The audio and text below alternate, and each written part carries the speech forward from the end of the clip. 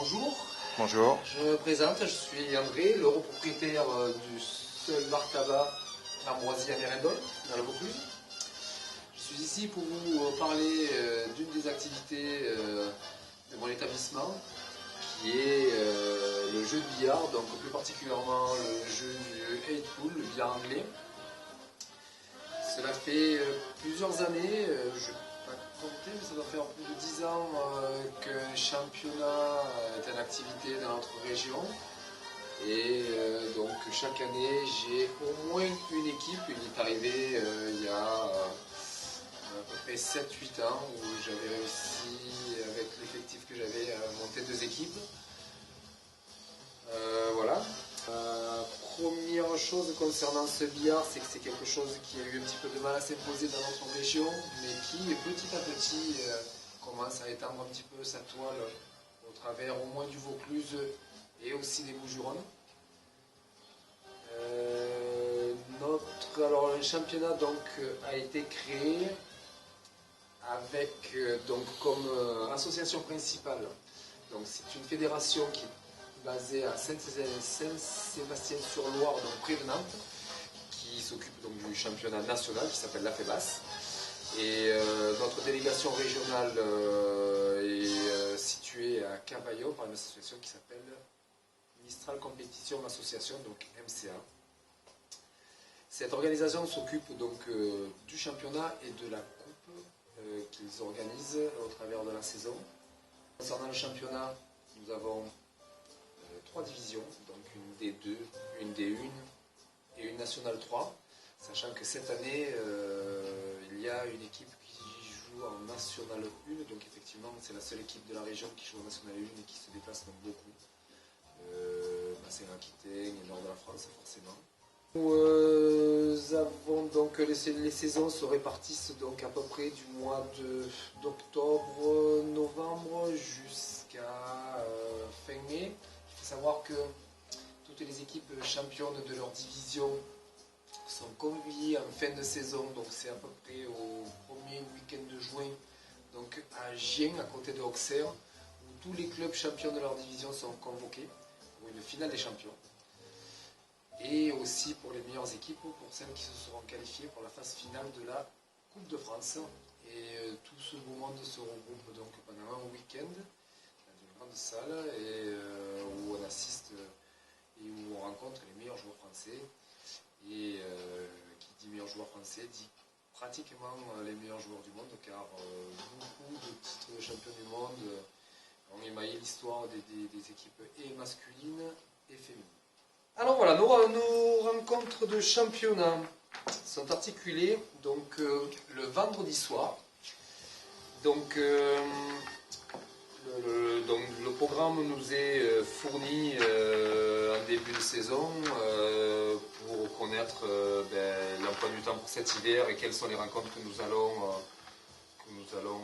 voir et visiter, puisque nous allons à chaque fois dans un établissement dans les bars, puisque les bars sont les vecteurs principaux du billard. Il existe bien quelques salles dans le coin, mais effectivement, toutes nos rencontres se passent en règle générale dans les bars. Donc, nos rencontres de championnat se déroulent en 12 manches. Un tableau qui est découpé en 3 parties, donc 4 manches par partie. Donc, dans l'idéal, au niveau de l'effectif, l'idéal est d'être au minimum 4 joueurs. Et c'est l'effectif minimum pour pouvoir donc faire des rencontres. Je dis minimum dans le sens où il n'y aura pas de points forfaits accordés à l'équipe qui se trouvera dans l'impossibilité d'aligner 4 joueurs. C'est-à-dire que si vous arrivez à 3, vous savez que vous avez déjà donc une partie qui ne se fait pas, donc vous avez un forfait. Et ce forfait se cumule sur les 3 parties du tableau qui regroupent les 12 manches et qui font le résultat définitif de la partie. Donc la majorité des équipes qui constituent les divisions sont quasiment issues pour la plupart, donc je le répète, du Vaucluse et des Bouches-du-Rhône. Cette année, il y a eu quelques exceptions, si on peut dire ça comme ça. Il y a 3 équipes du Gard et 2 équipes de la Drôme qui arrivent de Nyons, qui qui est le déplacement le plus lointain pour eux, c'est-à-dire Mérindol, donc ça fait quand même 1h15, 1h20 de route, ce qui est quand même pas anodin quand même, puisque les rencontres se déroulent le vendredi soir. En théorie, les rencontres doivent commencer à 20h, mais effectivement, c'est vrai qu'il y a peut-être un petit peu de décalage, donc c'est pour ça que lorsqu'on est un petit peu loin, qu'on a des gros déplacements à faire, c'est quand même pas évident. Puisque tout le monde a des métiers, on ne vit pas malheureusement de notre passion. Nous venons de terminer donc la phase aller de notre championnat. Donc au départ, nous sommes 10 équipes. Il y a eu une équipe qui a fait un forfait général il y a à peu près 3 semaines, donc qu'on ne reverra pas. Donc on se retrouve donc au départ donc à 10 équipes qui nous font donc 18 rencontres. Ces 18 rencontres sont entrecoupées de rencontres de coupe, comme je disais tout à l'heure. Donc il y a la coupe auquel tout le monde participe, c'est les éliminatoires de la Coupe de France. Et les équipes qui perdent au premier tour de cette Coupe de France sont reversées en Coupe MCA. Je rappelle, MCA est l'association qui nous chapeaute. Et voilà, la Coupe MCA est plus un titre honorifique régional que donc, les qualifications pour les phases finales de la Coupe de France. Ça a une saveur un peu plus particulière, puisque les phases finales se font, donc, je l'ai dit tout à l'heure, à Agen, près d'Auxerre, début juin. Donc voilà, ce qui représente quand même pas mal de compétitions tout au long de l'année, et ce qui permet de bien nous occuper, je le répète, du mois d'octobre jusqu'à à peu près avril, qui est les mois les plus denses au niveau des rencontres. Il y a donc durant tout l'hiver, dans certaines pubs qui ont la possibilité d'accueillir 3 ou 4 billards, ou dans la toute nouvelle salle qui est à Cavaillon qui s'appelle le 800, où il y a 8 tables, il y a des tournois quasiment tout le week-end qui permet de pouvoir s'étalonner, de pouvoir aussi jouer dans d'autres lieux, sur d'autres billards, qui permettent de pouvoir s'aguerrir et de rencontrer des personnes de notre niveau. C'est réellement très enrichissant. C'est un petit peu comme si on jouait au foot et qu'on joue que chez soi. Effectivement, ça a un autre ressort que de pouvoir jouer un petit peu à l'extérieur, pour d'autres repères, et qui font qu'on arrive à s'aguerrir un peu plus du niveau des autres joueurs. Notre effectif cette année est quand même assez réduit. J'aurais préféré avoir 1 ou 2 éléments de plus, mais bon, je tiens quand même à féliciter pour les 4 joueurs qui font partie de mon équipe, qui sont premièrement d'un aspect humain peu commun, c'est-à-dire ce sont des gens qui sont vraiment très sympas, qui sont là pensés d'abord à passer un bon moment, mais qui n'empêchent pas leur très bon niveau, puisque j'ai quand même dans l'équipe de mes joueurs qui s'appelle Fred Bonani, qui a été champion de France en 1991, je crois, champion de France individuel, qui s'est arrêté très longtemps de jouer, qui vient de reprendre cette année, donc en septembre 2015. Et on s'aperçoit vraiment que c'est un joueur d'une rare qualité, et je suis assez chanceux qui joue avec nous à Mérindol. Et donc après, avec le capitaine Pascal et Julien Ferraud, et Smain, qui sont les 3 autres personnes qui constituent l'équipe, qui sont peut-être un petit peu moins bons, surtout concernant Pascal et Smain, puisque Julien Ferraud était un joueur averti qui joue à Cavaillon aussi déjà, et qui est très très très bon, et très connu aussi dans la région. Donc pour le petit village que nous sommes, nous avons fait un début de saison et une mi-saison quasiment parfaite. Nous n'avons pas encore connu la défaite, et nous sommes 2e au championnat, derrière les Ares Pool, qui est une équipe d'Arles, si j'ai bonne mémoire, qui eux fait la différence au classement avec 2 points de plus, puisque nous avons fait 2 matchs nuls de plus qu'eux.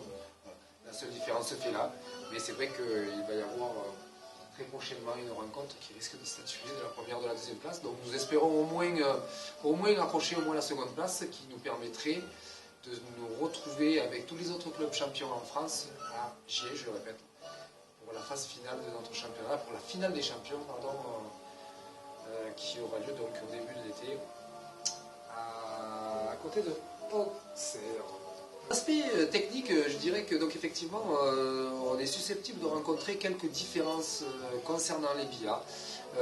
Alors la différence se fait surtout sur une chose, pas sur la matière, puisque les tapis laine, c'est la laine est exactement la même dans notre région, sachant qu'il existe plusieurs genres de revêtements. Donc il existe donc le plus connu qui est le tapis laine que tout le monde connaît, qui est vert. Nous avons d'autres matières qui s'appellent des tapis smart, qui sont d'habitude gris et qui sont beaucoup plus un comparatif au toucher qui peut être considéré un peu comme du nylon. C'est pas tout à fait du nylon, mais par contre ce sont des surfaces qui sont extrêmement rapides. Alors on peut comparer ça un petit peu au tennis avec les différences de revêtement, mais le billard, bon, effectivement, les billards qui sont gris ont un tapis qui s'appelle le smart qui est beaucoup plus rapide. Et là, effectivement, si vous n'avez pas trop l'habitude de jouer et de rencontrer des gens sur des tapis comme ça peut être très très très surprenant, puisque la bille blanche aura un coup d'une puissance égale sur un tapis laine et un tapis smart. La bille glissera beaucoup plus avec le tapis smart, ça c'est certain. Le second petit point technique, la seule petite différence qu'on peut rencontrer dans d'autres billards, c'est tout simplement les bandes. La matière qui est recouverte par la laine et qui fond les bandes est je dirais que ça ressemble à quelque chose, pas comme de la mousse plus polyuréthane, mais quelque chose un petit peu de cet acabit et qui effectivement s'use avec le temps et qui fait que les rebonds physiques avec la balle peuvent être différents si la bande est un petit peu et plus ou moins usée. Voilà, c'est uniquement les seules petites différences, elles sont à peu près là. L'entretien du tapis, voilà, s'il a été repassé dernièrement, puisque avec le temps et les parties, la fibre de la laine remonte, puisque le fait de mettre les mains, la fibre du tapis remonte, et pour l'aplatir un petit peu, on met, alors on appelle ça vulgairement un fer à repasser. C'est la même base, à part que c'est beaucoup plus lourd, ce qui permet que lorsque on le passe avec une température de, je ne sais plus combien, je crois que c'est une centaine de degrés, mais là je suis beaucoup moins sûr sur la température. Lorsque donc on passe de la chaleur sur cette fibre, ça la couche et ça rend forcément le tapis beaucoup plus rapide.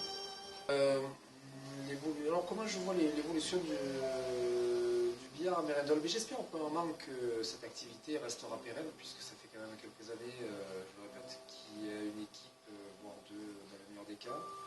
J'espère que j'aurai toujours la possibilité, le potentiel de pouvoir faire une équipe compétitive, puisque d'une année sur l'autre, j'ai rarement eu la même composition dans les équipes. Beaucoup de joueurs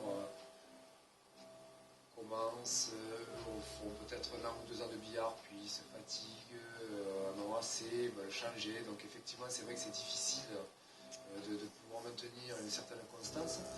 C'est une des raisons pour lesquelles d'ailleurs cette année il me manque un élément ou deux pour pouvoir toujours être tranquille le vendredi soir, qu'il n'y en ait pas un qui soit malade, ou qui ne puisse pas venir. Donc voilà, effectivement, j'aimerais que pour l'avenir, on puisse avoir un peu plus de stabilité au sein de l'effectif.